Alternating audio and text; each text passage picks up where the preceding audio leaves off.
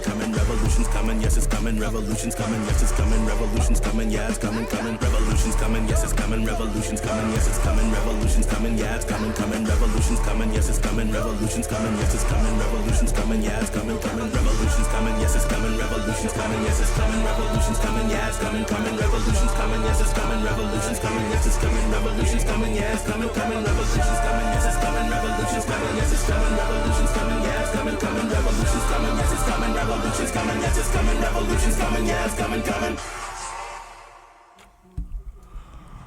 All right, views from the ground. Views from the damn ground. Views from the ground. Views from the damn ground. Views from the ground. Views from the damn ground. And that's on that. We are live here on KFAI, WFNU, Frogtown Radio. This is everyone's favorite agender host, DJ Love. And we are in pledge drive. So if anyone feels moved to support the station, please call 612-375-9030. And we're going to jump right into the program right now, and we're going to hand it off to Nick. So, hey, thanks for having us on. So today, again, thanks for the platform. And hey, donate to KFAI. This is a great platform. Many people get a platform here specifically on Views from the Ground that may not have an opportunity to do so otherwise. It's a great cause. Thanks again for having us on, DJ. Today, I've got the pleasure of introducing the audience to Adrian Riley, a person who I started communicating with back in November of last year about his 30 years and counting, almost 31 years of wrongful incarceration for crimes he did not commit. Today we are joined in the studio by his mother Mary and his auntie Diane, and Adrian is also on the phone calling us from Moose Lake Correctional Facility. Adrian, are you with us? Yes, sir. What's up, bro, Nick? How you doing? I'm doing well. How are you doing, my friend? Man, I'm hanging in there doing the best I can, man. Yeah. So, I mean, there's a lot to get into here, but, I think the bottom line that I want to say is that I've spent a lot of time talking to Adrian and his mother and others in his life, and it's very clear once you start digging into the case that Adrian had really nothing to do with this, other than that he did know the people in this case that were murdered in this incident. But once you get to know Adrian and you start to really look into the details, it's very clear that he had nothing to do with this. And,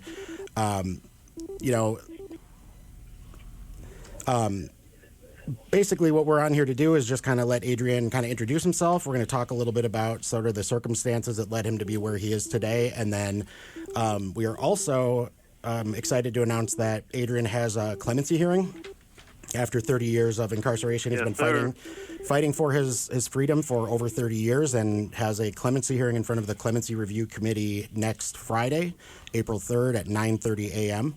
You can learn more about that at freeadrianriley.com. That will be something that the public is welcome to come. We would love to have supporters come out in person to that event. But also, if you can't make it, you can live stream it on the website as well and on YouTube. So, Adrian, bottom line, you're probably way better at telling your story than I am. So, tell us a little bit about, what you want to tell us. Well, I want to tell you, man, about my case, a little bit about my case. I was convicted on April 10th, 1996 for a triple homicide in Watertown, Minnesota, a triple murder that I did not commit. I ended up setting up a drug deal, and because of what I did, 3 people were killed because of my actions. And, I went to trial and was found guilty of these crimes. And basically, man, I didn't do it. And I fought it. I remained silent. I didn't take the stand. I was scared I feared for my life, man, for what happened. I wasn't there when the crimes took place per se themselves, but after the fact, I was told what happened, and I did not cooperate with the police when they caught up with me, and I became a suspect in this case on one of the deceased in the pocketbook of one of the deceased was an address book, and it said my nickname. It said Dre and cocaine, and so the detectives used that right there and made me a person of interest. So they ended up calling one of the victim's sisters, and they asked them, did they know this guy named Dre that deals cocaine? And so she was like, yeah. Oh my God, and I know him, and he sells me cocaine, and I've seen him with guns, and yada, yada, yada. And so at that point right there, I became a prime suspect. And so once the police eventually did catch up to me, I told them I didn't know anything. I told them I didn't know the people. I didn't know nothing. And so that led me to here, basically, right. Because the first rule of thumb, if you lie about something, then that means you got something to hide. And so I went to trial and was found guilty. My trial attorney was Keith Ellison, the current Minnesota Attorney General. And one of the homicide detectives on the case was the current Minnesota Commissioner of Corrections, Paul Snell. And so now it's like they knew that I was hiding something, obviously, but since I didn't cooperate, man, there was basically nothing that my trial attorney, Keith Ellison, could do. And so here I sit, 30 years, 10 months later. So I think it's really important that we let everybody know, for somebody who is not well versed in the, I guess, the street life that you were living in the mid 90s there, can you explain a little bit about the conservative vice lords and specifically your mentor, Ed Harris, and what had happened prior to your conviction that, led you to not be willing to cooperate? I think that's something that everybody should know. Oh, yeah, definitely. Well, I became a conservative vice lord at the age of 13 in South Minneapolis. And Edward Harris, or Big Ed, or Big E, as everyone called him, he was the one that brought me in. And so in 1992, with the Jerry Hoff, the Minneapolis police officer that was killed, Jerry Hoff, it was allegedly the meeting happened at his house for the guys that ended up assassinating Officer Hoff. And so Ed Harris was picked up. He was picked up by the police afterward because someone said that they had this meeting and et cetera at his house. And so once they picked him up in the whole entire neighborhood, they knew that Ed was picked up. And so all of the streets knew that he was picked up. And so after the police picked him up and questioned him, they released him. And so at that moment, the census was that Ed was a snitch. And so Ed was tricked and eventually was tricked into an alley and shot in the back of his head by fellow vice lord members for just the assumption of being a snitch. So that was how I was brought up. I was brought up around that. I was brought up in that environment. And so when my case happened 3 years later in 1995, that happened with Ed Harris in 92. So when my case happened, that was the indoctrination that was embedded in me. If you snitch, then you take the chance of the risk of being killed, right, or your family being harmed. And so I was scared, man. So I refused to say anything. Yeah, no, 100%. And I think in your shoes, if I were in your shoes, I think I would have done the same thing. And I think this is a good time to bring Mary in. And Mary, I'm looking back at notes from one of the first times we talked, and you mentioned, I think I asked you, did anybody threaten you, or were you in fear for your life or your safety at all around this when Adrian was convicted? And you had mentioned that somebody did come and threaten you at your home at one point. Is that correct? Correct. Yeah. So, you've got. So they've already by this point taken Adrian's freedom away. He's already being held in a county jail at this point pending trial. Somebody literally shows up at his mother's house, bangs on the door, says, if your son snitches, that's it. You better tell him not to snitch. You know what happens to snitches. That right there is enough for anybody to go, okay, well, I'm in jail. Maybe they can't physically get to me, but if somebody can get to my mother and they're threatening my mother and I have no physical ability to help protect her, that's enough reason for me to keep my mouth shut. So,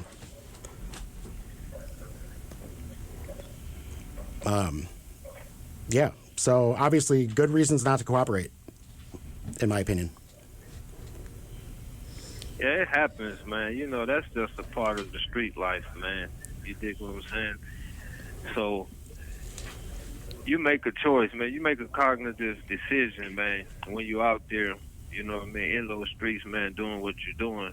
So we know what comes along with everything that happens, but it's just unfortunate, man, that, you know, that the state portray or put on a case, man, that really wasn't the case. It wasn't factual at all. It's like the county attorney, man, it's just like they just they just summed up a theory and ran with it and pitched it to a jury, and it was already racial. I hate to use the racial aspect of anything, but my entire case was based upon race and identity, a mistaken identity.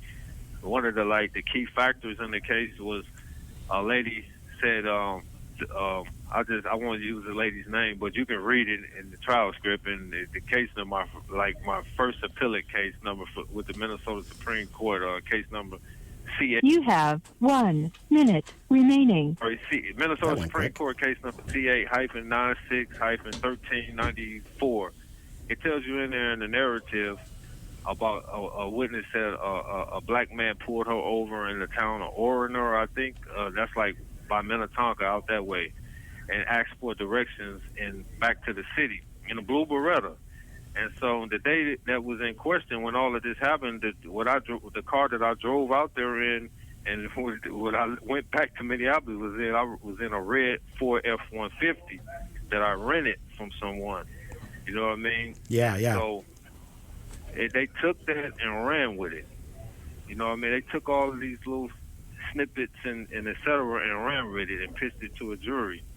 And so it was wrong. It was totally wrong, but they figured that someone had to take the blame. Someone had to calm the family and the community, someone had to take the blame. Yeah, a triple homicide in a small town, you know, raises some alarms. Thank you for using GTL. There's the end of our phone call. Adrian is going to call me back in just a second here. But, so, you know, rural Carver County in the 90s, a thing where Adrian mentioned the racial thing, you know, he said throughout the voir dire process he did not see a person of color even interviewed to be a potential juror.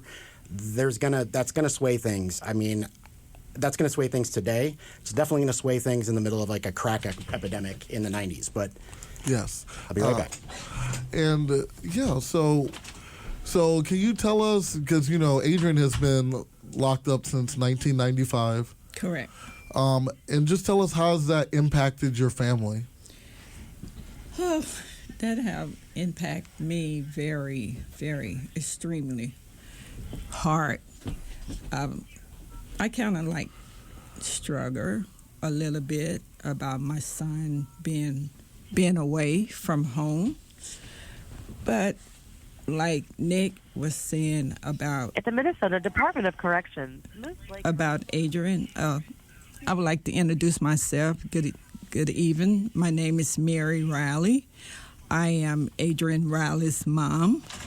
And my son, like he said, he has been incarcerated for 30 years for a crime that he did not commit. Throughout his time in prison, Adrian has educated himself. He have got his GED. He's taken college course, and he also have tutor other people, and he's also a GED tutor. But my son, before he got locked up, my son had a learning disability called dyslexia, and Adrian showed resilience and strength, and he struggled a little bit, but he picked himself up and educated himself because he knew what he needed to do, He knew what he was up against. And so every time my son tried to reach out to the court about his case, he always got denied from them taking a second or third look at his case. He always got denied from it. So I'm here and urging you all to please listen to my plea, listen to Adrian's plea. We are asking everyone to please help to support my son. My sons need support from the community. He needs anybody, everyone to come out and show some support on April the 3rd at 9:30 a.m. So his cases, I have written all the cases in the case file number. I wrote them down, and if you would like to read about Adrian and read about his cases, one of the case is 10-K8-95-000827. The other one is C8-96-1394. The other one is A10-0587. The other one is A111-1809. And the last one is A24-1702. And you can look these cases up and you can see what really happened. And also Adrian had explained to you about what happened on this case. And at the particular time when Adrian caught this case, I was not allowed in the courtroom. They kept me out of the courtroom, and I asked why. They told me that I could not come in the courtroom because I might be used to testify. And I asked them why, to testify about what. I wasn't present. I was in the hospital, had just got stabbed by my ex-husband. I had got stabbed 7 times. And even when they wanted me to come to the grand jury to recite about Adrian, and I told them that Adrian, the day that they said that these people were supposed to be executed, I told them that Adrian was there at the hospital with me that morning, and I told them that all they had to do is just ask the nurse, because my room was right in front of the nurse's station. And so they can tell them that Adrian was there at the hospital. And I'm like, how can he be in 2 places at the same time? But I guess they wanted to close the case and have closure for the family. So yeah, this is what happened. And so I am asking and begging and pleading to everyone, it's time for my son to come home. My son has been in there for 30 years. He is the only immediately family I have. And I just had brain surgery for 9 hours. My son has accumulated diabetes stage 2. Since he been in there, they've been rejecting him for his treatment, his medication, and they playing a lot of games with him up in there. And I am very scared and afraid that if my son don't come out of there, my son will do like the judge told him. He hoped by the time he get out of prison, he hope he meet his victims. So this is my story that I wanted to share with everybody, and I appreciate Nick and DJ for allowing me to come out and recite this and tell about my son. So please help him to come home. It's time. It's well overdue for him to come home. Thank you. Yeah. One thing that I want to just call out that I think is kind of absurd. I've never seen this written. I've read literally every page of every document that exists regarding this case, and I've never seen a judge write the words substantially circumstantial to describe the evidence in an appeal. So Adrian's appeal was denied, yet the judge wrote, and you can read this in one of the cases Mary cited, substantially, it's also on freeadrianriley.com, substantially circumstantial. That shouldn't be good enough. We shouldn't accept that. It makes me absolutely sick that Mary and Adrian, Mary brought her family to Minnesota from Mississippi seeking better opportunities, and this isn't the state that I thought I lived in when I was growing up. It's really amazing to me how racist a state can be while pretending it's not. And in a lot of ways, I think it's almost better to just fly the Confederate flag if you're going to be a racist, and at least everybody can see from a distance. But anyway, end rant. Adrian, you back with us on here? Yes, sir. So yeah, I mean, anything else you want to add, or? Well, I'll answer any questions that y'all might have, but as far as me, man, I'm just, I'm here, I'm dealing with this stuff. It's the best way I can deal with it, man. I've come a long way, man, from just being a dyslexic, from a learning disability, I'll say, from being dyslexic to now. You know what I mean? So now I understand, like a lot of those cases that she was quoting and stating. It's like in Minnesota they have a time bar exception. Now, even if you're right, it's called State versus NAFLA. That's the citation of the case. So you have 2 years, upon any type of conviction that you may have. If you get convicted and you don't appeal your case in 2 years, someone can just come out and just say, "Hey, I did it," or "Hey, this is that." You got 2 years. If you can't come up with nothing within that 2-year time frame, man, you're screwed. And yeah. So, like a couple of those cases, man, that's what they cited in those cases. And I was just at that time, I was just saying, wow, man, it wasn't nothing I really could do about it. It's working with both you, Adrian, and then also with Mahdi Ali, freemahdiali.com.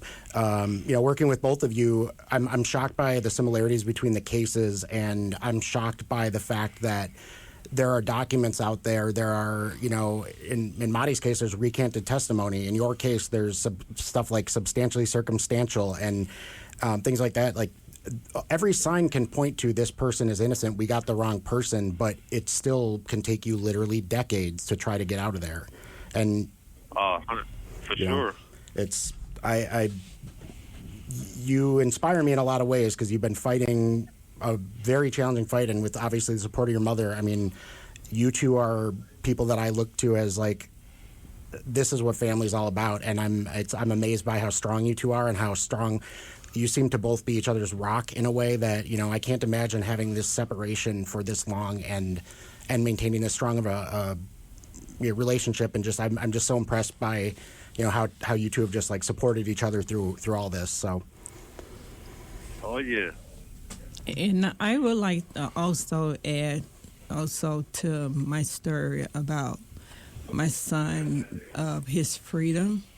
My son have other family members in different states, and he needs to get to go and be with his other family member and get to know his other side of the family, like his dad, and I'm his second mom, and his other siblings, his 2 sisters, and they just want to, and his grandmom. Yeah, grandma, yeah. Yeah, his grandmom and his grandpa. And he needs to get out to go and hang out with them and get to know them, before they, well, with what's going on in this world today, we don't know. where tomorrow, what may happen, but he just need his freedom so he can go and explore and share himself with his other side of the family. And they are really supporting Adrian, and they really love Adrian, and they want Adrian to get out so he can come and participate and be part of their family. And I would love that also for my son to go and get to know his other side of the family. So once again, I am asking you to please to come out on April the 3rd at 9:30 a.m. on a Friday and help to support Adrian, because he really needs the support and someone to believe in him, because he's been fighting this fight a long time, and he needs your support. So I'll just provide, this is on the website, freeadrianriley.com, but I also, DJ kindly pointed out we should probably announce where this is at. So this is the hearing will be in the Afton room. It says use west entrance, so you'd park in the west parking lot. The address is 1450 Energy Park Drive, St. Paul, Minnesota, 55108. Adrian's hearing will go from approximately 9:30 to 9:45 a.m. If you are attending in person, they do want everybody there by about 9:15 a.m. If you can't attend in person, it will be streamed on YouTube, and you can find that link at freeadrianriley.com. And my last question here, before we wrap up, is this your first clemency hearing? Yes, it is. Yep. So, and I just think it's very important, as folks were saying, to support our community. Right? There's a lot of different ways we can support the community, and having someone that is being falsely imprisoned for over 30 years. This is what we should do. So April 3rd, once again, Friday, April 3rd at 9:30 a.m. So thanks. Yeah, man, I appreciate everybody, man. I definitely thank everybody, man. 100%. Okay, this is not his auntie. I'm his cousin. And my name is Diane Reeves. And what I want to say is that Adrian is a good person. I have went to see him maybe once or twice. And he's a good person, and it's time for him to come home. In a couple of days, he'll be 50 years old. That's a golden year. And guess what else? His mother's birthday is on May 3rd. Oh, tomorrow's your birthday? Yeah, tomorrow. Happy birthday. Oh, happy birthday. Happy birthday, yep. Well, tomorrow. And his mother's birthday is May 3rd. So everybody just come on out April the 3rd so we can hear this clemency and they free him. That'll be the best birthday present his mother can get. Yep. We're going to try to feed everybody that comes out afterwards. Location to be announced on that. But if you show up to support Adrian, we're going to at least at a minimum try to feed you lunch. So more details on that later. But anyway, thanks for your time. Thank you. Thank you so much, Adrian, for calling in. We really appreciate it. And also for your family. Appreciate the platform. You have 1 minute remaining. Thank you all. All right. Thanks. All right. Sounds good. Love you, baby.